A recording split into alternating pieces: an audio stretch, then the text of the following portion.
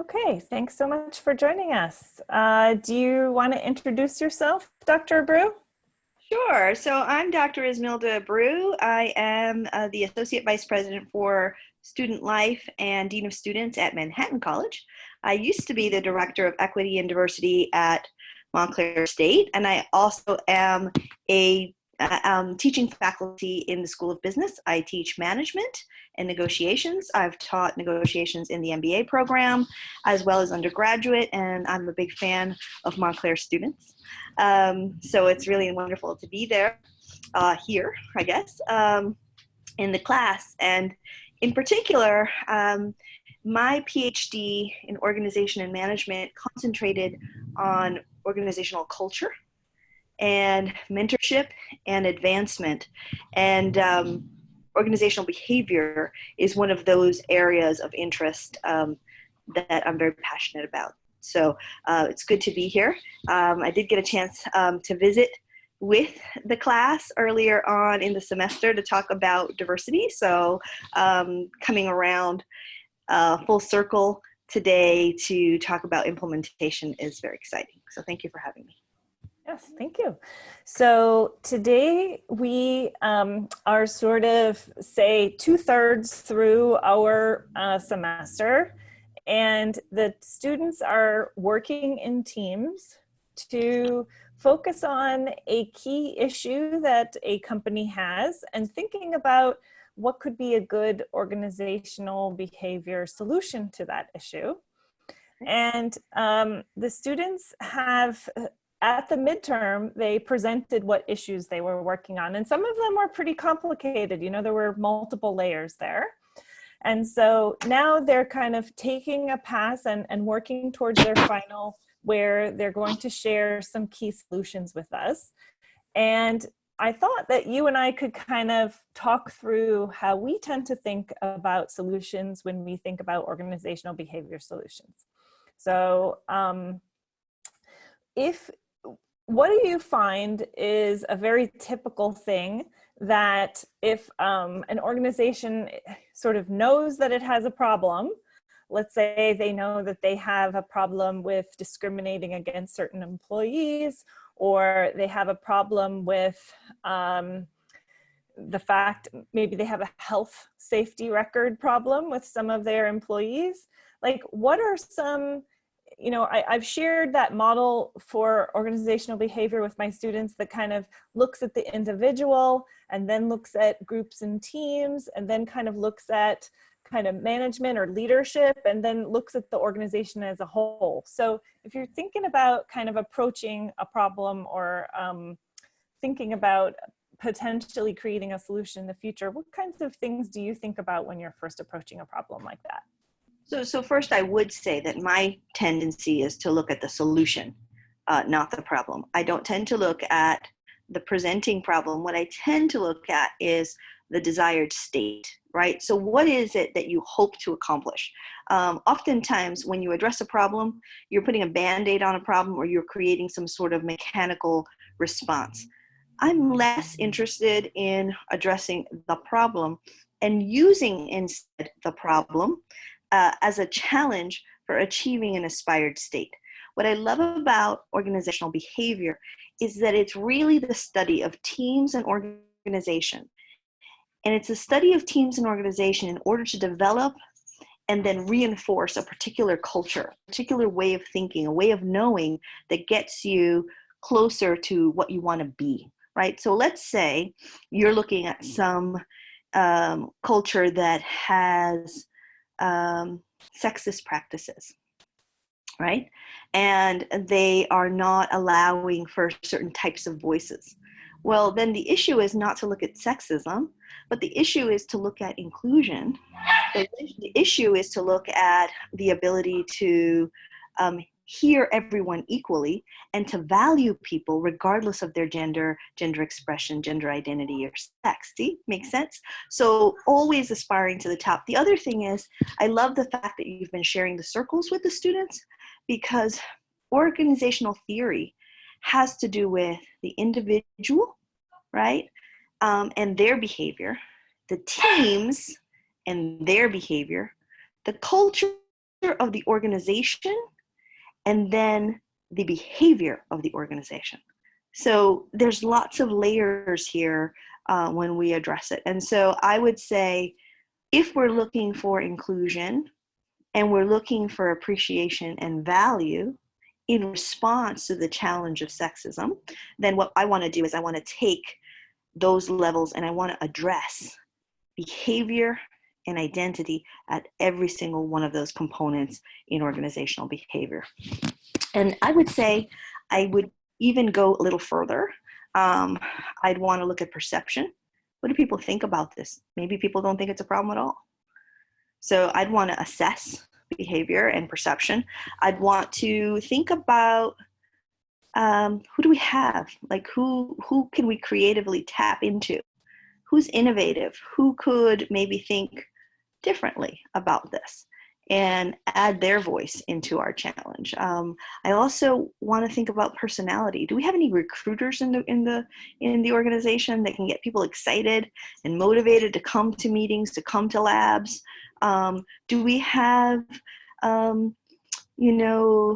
folks that are just a little bit pessimistic, and can we challenge them to be our critical thinkers and say, okay, so you're in charge of finding what we need to tweak, and make them responsible for that.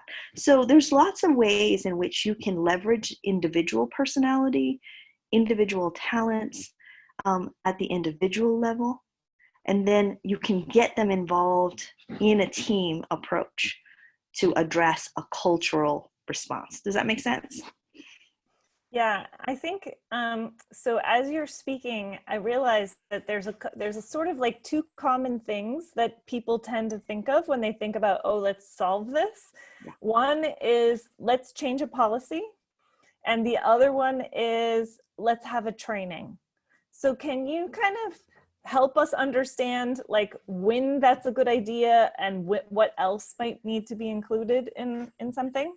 Well, the truth is that a policy is a guideline, right? It's sort of like a little mini Bible for the concern. So a good policy, a good procedure can actually have all manner of elements in it.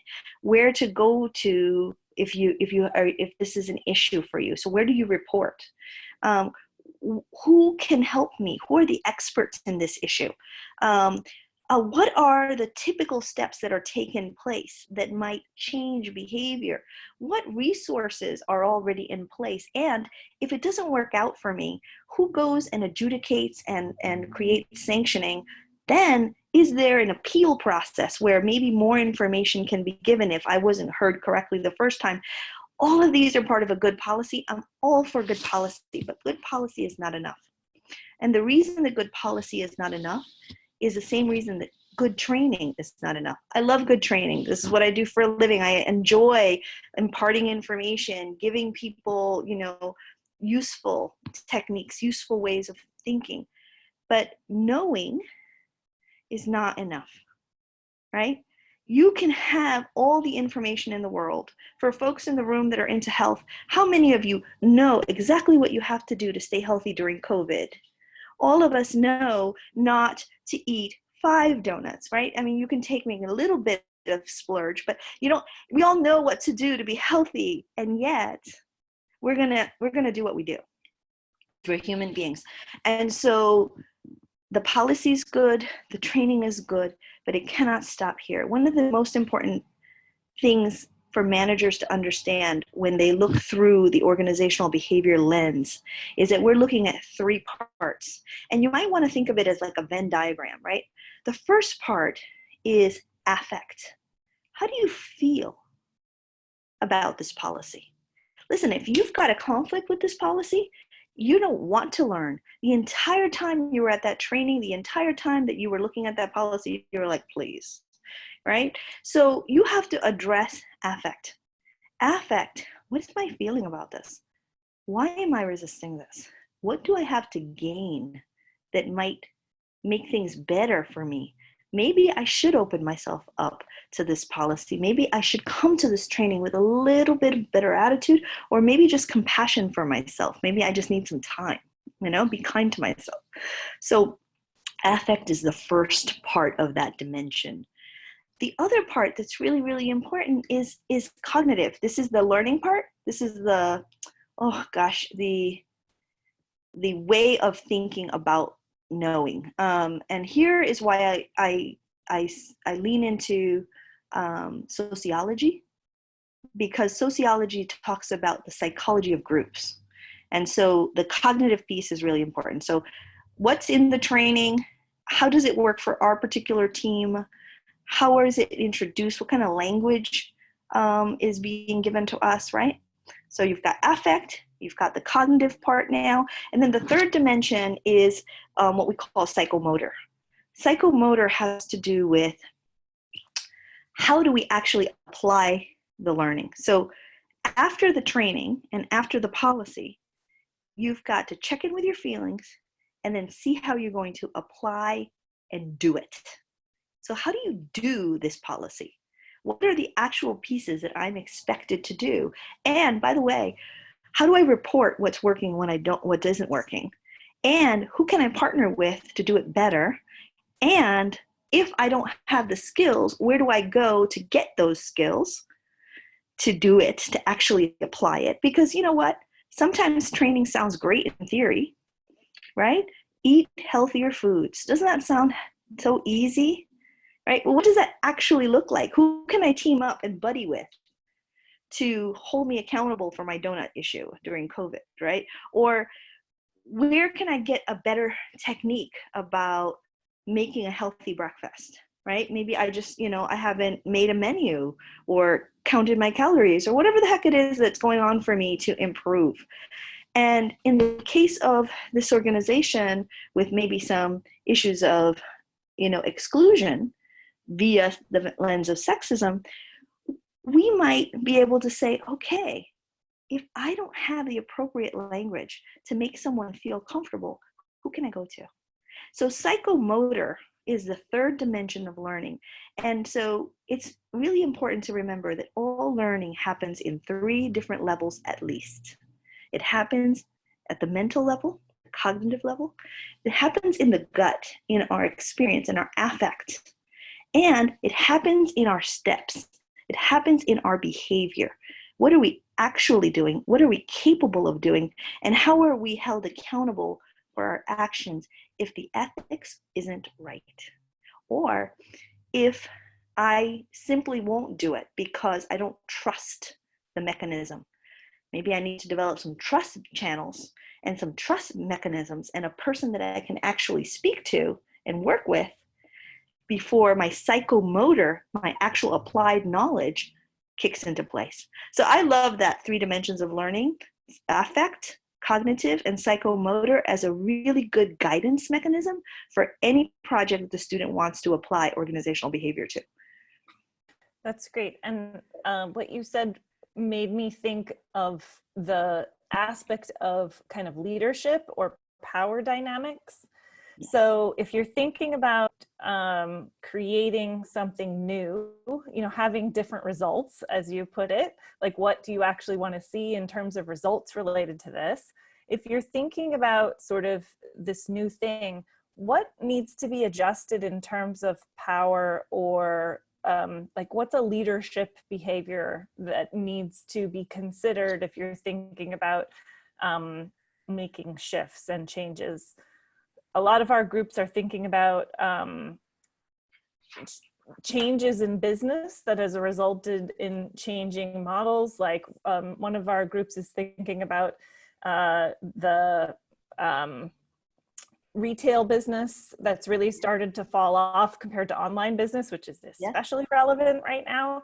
But the thing that they were really honing in on was the sensation of customer service or lack of customer service, right? So when you think of that again, you think of how are we training our customer service reps, right? You don't necessarily think about the leadership or the sort of power aspects of that, or the even larger organizational culture and structures kind of thing.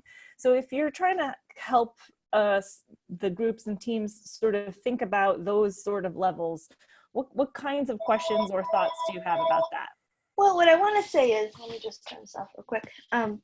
What I want to say is that you want to think about role, right? So a group is an entity, an organization is an entity. So if you want to address customer service and you said those people are customer service reps, then what does that do for me? I'm off the hook, right? So what we want to think about is, again, it's not the problem, not the lack of customer service. No, it's the fact that we want everybody to feel really special, really included, really able to ask the questions that they want to know, to feel gorgeous so that they go and get the stuff that they need. So then you have to think about role. Okay, if those are the customer service people, then who's everybody else in relation to this aspiration, right? And then you can make ambassadors, you can make greeters, you can make liaisons, you can make everyone a VIP. You want to think about things like, okay, so who's in charge of that customer service, piece? Maybe it's a whole team, it's a whole advisory board. How do I create that structure for the behavior that I want? If I have a whole advisory board with a leader and a co-leader and a reporter and a newsletter and challenges online, well, people are going to be seen, and then they're going to step up to create the environment that their organization is sponsoring. And so now everybody is going to address customer service. So we want to think about groups, we want to think about role, we want to think about accountability, and we want to think about things like time. So by when do I want this to start? When do I want it to be felt? When do I want to announce it? When do I want to go back for feedback, right? So there's this temporal component to every change too, where you have a beginning, a middle, and an end, and feedback, and another loop, and another loop. If you think about organizational behavior as happening in waves, you really get that sense. So I would say go into identity, go into role, go into structure. If Walmart says we're like a family, that means we're going to behave like a family, right? So that corporate structure is told through the idea of a story. And then everybody knows if it's a good family, if it's a well-functioning, happy family, how to behave and how to help one another. The other piece I want to say to that question, I think, is that change doesn't happen once, right? Change doesn't happen because I program people like a computer, give them a code, and now they will always behave the way that they're supposed to. No, for human beings, and therefore for organizations run by human beings, everything happens incrementally and it adjusts slowly. So it's more like tuning a piano. You tune the piano, you use the piano, you retune the piano, you use it some more. You're always tuning and using. And you're always listening. Did I get the right note? Did that work? Right? Much more like a piano, less like a computer. And then the reality is that there are some limitations to organizational behavior. Organizational behavior is not the one silver bullet. It doesn't always do it permanently or to the point that we want. There are some limitations. Here are some of the limitations. Bias, personal bias. I'm having trouble with smiling so much. I can't do it. I know they're telling me to smile, but I'm just really struggling. My bias is that just feels silly and I can't do it, right? So you have your own behavioral biases that you have to work with and you have to have compassion for and adjust to and just know yourself, right? The second limitation in organizational behavior is being unethically manipulative, right? Pushing your agenda so much that you're bending into areas that maybe you ought not to. So I've seen it with well-meaning people pushing employees into therapy, right? Oh, they all have to go to therapy. They all have to get coaching. They all have to. Well, you want to know something? Sometimes therapy or coaching can open up wounds that that employee is not ready for. And so while it sounds like a great thing, you've got to think of yourself as an agent of ethics. Is this appropriate to force people to do therapy? Is it appropriate? I don't know, right? You want to touch base with your ethics, and you want to think about cooperative facilitation versus manipulative control, right? So just keep on thinking about that. And the last limitation I always like to point out with organizational behavior is the diminishing, the law of diminishing returns. So anybody here who's in economics, right? You know that you can put an intervention into place and you might see a lift, right? In that behavior, in that outcome. So that input put out some outcomes that were really good. But after a while, it tapers off and it plateaus. And now what you need is a new intervention, a new way of knowing, a new facilitation that can create another rise. A one shot is never enough. So the law of diminishing returns is another one of our very real limitations to organizational behavior. And if we think about the tuning of the piano, it shouldn't be a surprise, because with every use, you'll retune. So when you plateau, you retune. So I love that, because if you know that in advance, you can kind of build your intervention or your, change effort in stages. And so then you're sort of recommitting and refreshing and adding new resources and coming up with a plan that's based on the new current situation as opposed to the old one. I like that. That's really cool. Well, so I want to say, I know you have another question, but I just want you to know that human beings have energy. We peak and then we also fall, so when you are working with human beings, you want to pay attention to energy. And so when we build in accountability and reporting, we want to think about cycles that make sense, right? So you don't put in your highest, biggest deliverable in the middle of winter holidays. Doesn't make sense, right? So when we build in accountability and we look at that plateau and that up and down, we need to look at human energy and we need to look at context. What's happening for that human being? And then if they're in this mode of parenting or this mode of graduating or this mode of getting a new house, at the individual level we need to look at those peaks and valleys for individual energy as well. So think about reporting through cycles, and then also make sure that as a good manager you account for the feelings and needs of the individuals as well.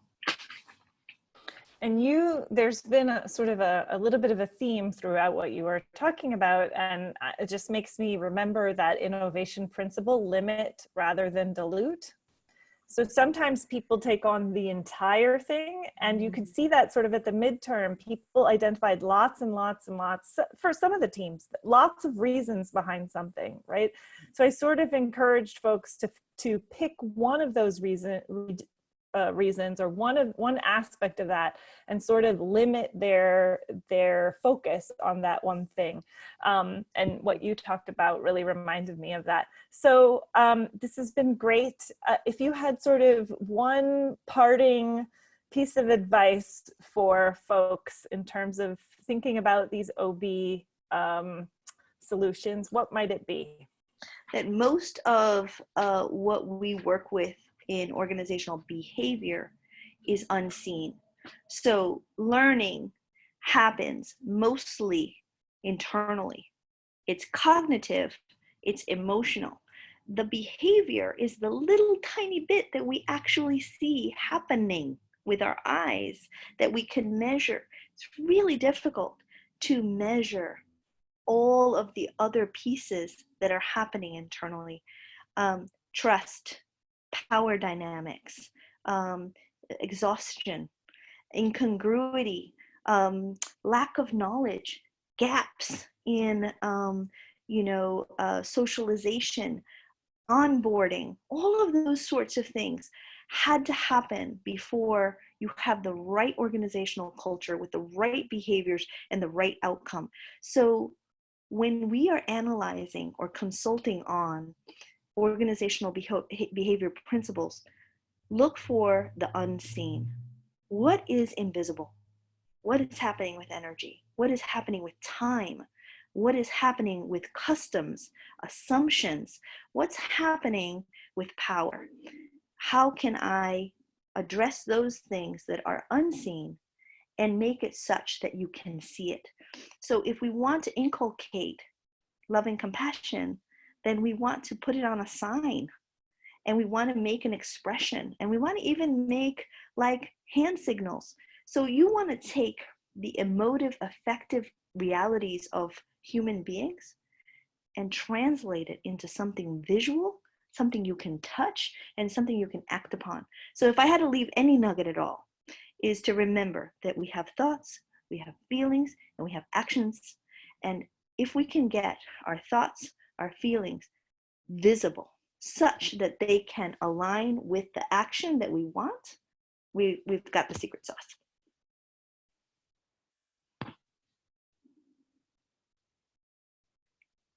I think you froze.